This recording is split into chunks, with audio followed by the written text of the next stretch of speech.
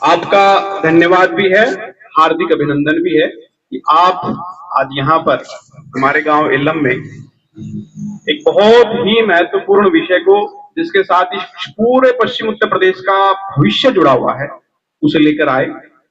आपका बहुत बहुत धन्यवाद और स्वागत। जब हम लोग सीमाओं की बात करते हैं तो जो हमारा प्रदेश है उत्तर प्रदेश, ये उत्तर प्रदेश आजादी से पहले संयुक्त प्रांत कहलाता था और यहां पर आगरा का प्रांत और अवध का प्रांत, इन दो को जोड़ के संयुक्त प्रांत बनाया गया था। अंग्रेजों ने अपनी सुविधा के लिए काम किया था।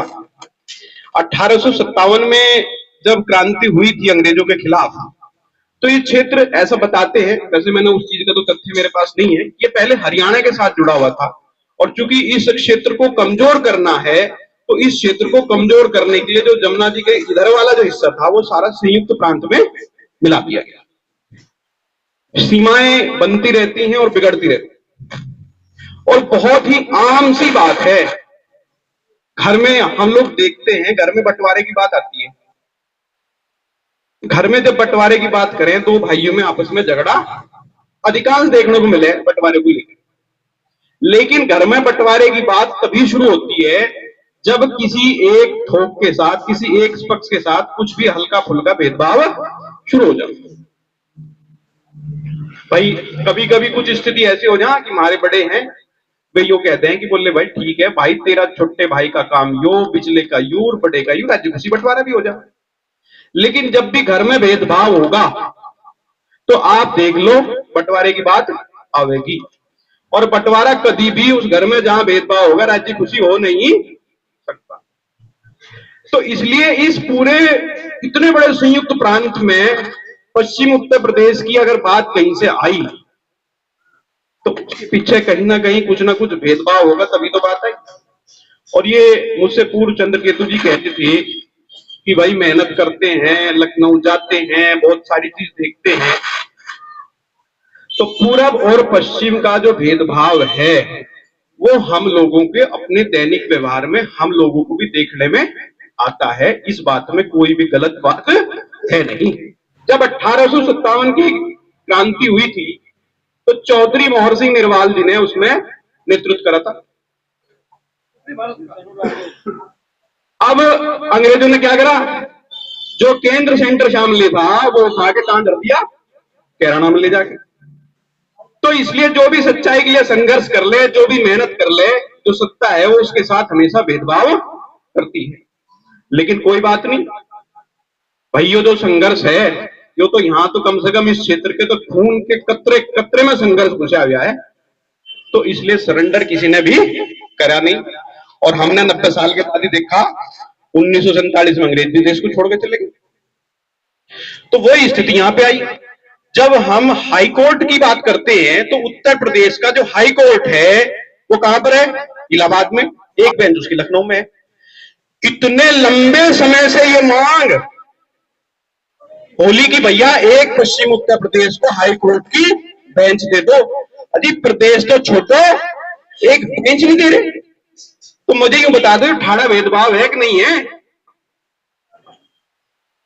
तो इस भेदभाव को खत्म करने के लिए हमारे बड़ों ने ये कहना शुरू कर दिया, जो विषय ला दिया कि भाई प्रदेश हमारा अलग ही बना दो, हम तो अपना काम अपने आप ही।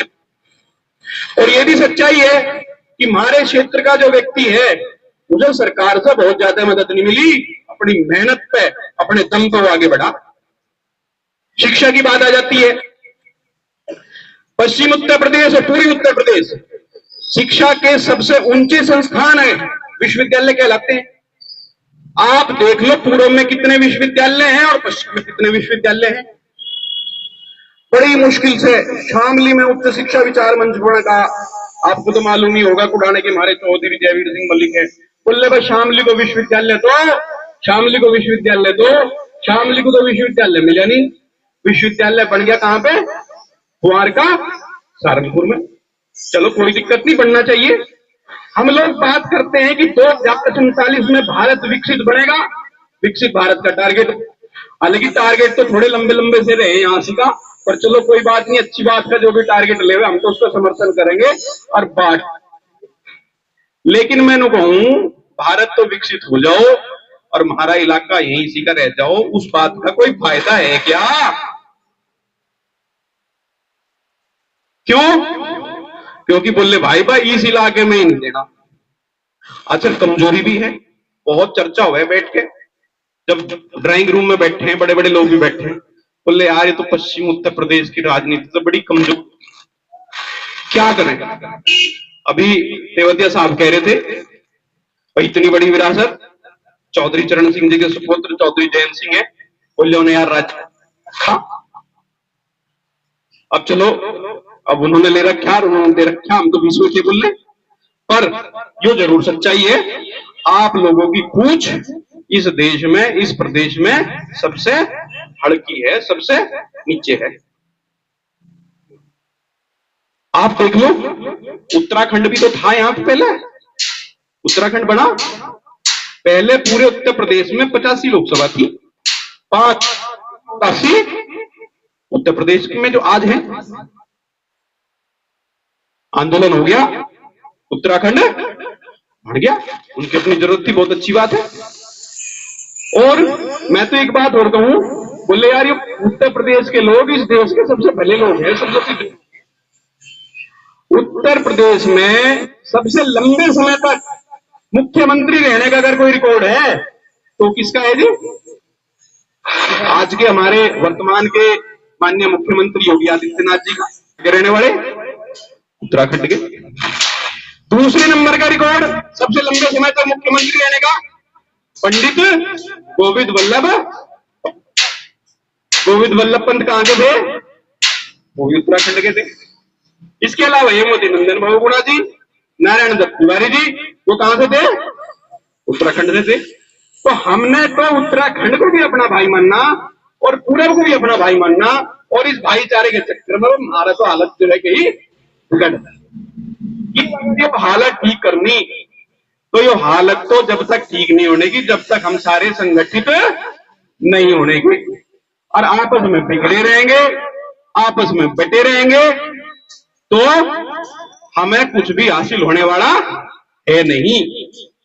और अगर हासिल करना है तो इकट्ठा होना पड़ेगा, और इकट्ठा होने की बात जब आती है तो हमेशा किसी मुद्दे को लेकर इकट्ठा हो जा, नहीं कह जाता बोले रहा प्रोफेसर विकास तेरी दाढ़ी धोड़ी तेरे सिर पर बाल थोड़े, इसलिए हम तेरी गैर लग रहे तो ठीक ठाक से लगे, तो इसलिए चेहरे मोहरे को देखकर तो इकट्ठा नहीं हो जाता, इकट्ठा हुए जा तो केवल केवल मुद्दों को लेकर इकट्ठा हो जाता है। और मुद्दा आज इस दुनिया में, जब दुनिया इतनी आगे बढ़ गई, आज आप देख लो आपके मोबाइल में सारी की सारी चीज तुरंत उपलब्ध है, तुरंत यही बैठे इंटरनेट में बच्चे भी उंगली मारो चले जा, लेकिन बने कहां? बोले भाई कंपनी बनाओगी, कंपनी कहां लगेगी? बोले भाई नोएडा में लगेगी। और नोएडा की हालत क्या है? कर्नल साहब बैठे, और गाजियाबाद की भी लगभग वैसी है, हम जो रहे हैं, हमने देख रखी वहां से हमारी कितनी पूछ है, हमारी वहां नहीं है बिल्कुल भी पूछ, ना वहां के लोकल की पूछ, वहां की तो सारा सिस्टम ही बदल गया। और हम बीमार हुए तो बोले चलो भाई नोएडा, चलो भाई गुड़गांव, चलो भाई फरीदाबाद, चलो भाई दिल्ली है हमारे पास यहाँ कुछ। थोड़े दिन पहले एक का फोन आ गया, बोले भाई ऋषिकेश एम्स में भर्ती करवाना तो फोन करवा दे, मगर भाई डायरेक्टर कहां बना है वहां का, उन्हें फोन करने का हमारा जुगाड़ नहीं है।